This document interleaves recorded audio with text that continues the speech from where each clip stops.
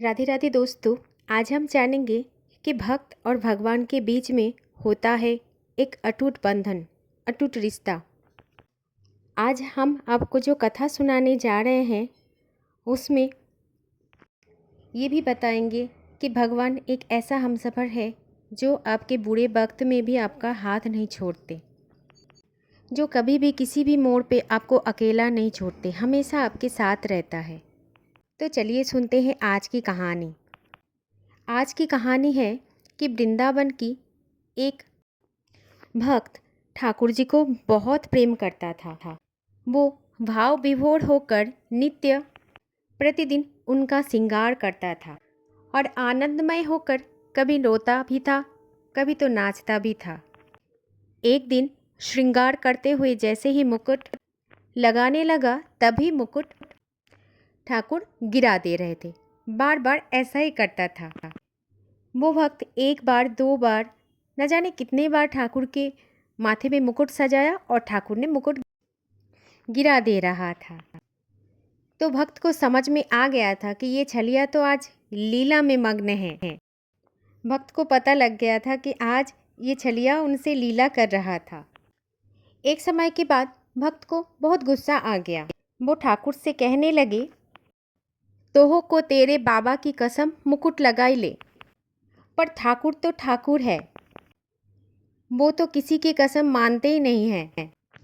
ऐसे ही भक्त को बहुत तंग कर रहा था और परेशान कर रहा था।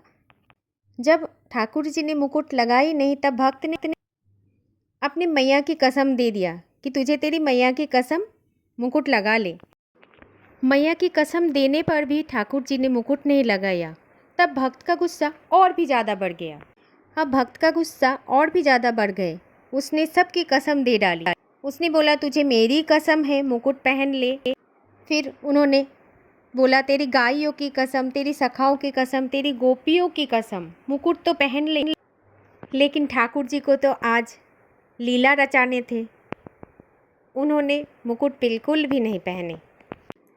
ठाकुर तो एकदम टस से मस ना हुए।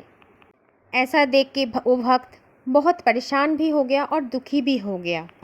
ठाकुर जी के इस कांड से भक्त को और भी ज़्यादा गुस्सा आ गया। फिर भक्त ने बोला, ए गोपियन की रसिया छलिया, गोपियन की दीवाने, तुझे तेरी राधा की कसम है, कृपया करके अब तो मुकुट लगा ले। बस फिर और क्या था, ठाकुर जी ने झट से मुकुट धारण कर लिया। अपनी कसम दी गोपियों। अब भक्त चिढ़ गया, क्योंकि ठाकुर जी को अपनी कसम दी, गोपियों की कसम दी, बाबा की कसम दी, यशोदा मैया की कसम दी। तब ठाकुर जी किसी की नहीं सुनी, लेकिन राधा की कसम दिया तो झट से मान गए। भक्त को बहुत गुस्सा आ गया था। अगले दिन जब भक्त फिर से श्रृंगार करने लगा, तो आज ठाकुर ने बांसुरी गिरा दिया। तो भक्त हल्के से मुस्कुराया और बोला, इस बार तुझे अपना नहीं, मेरे राधा की कसम, बांसुरी लगा ले। तब ठाकुर ने झट से बांसुरी हाथ में ले लिया। अब वो भक्त आनंद में आकर कर जोड़ कर रोने लगा।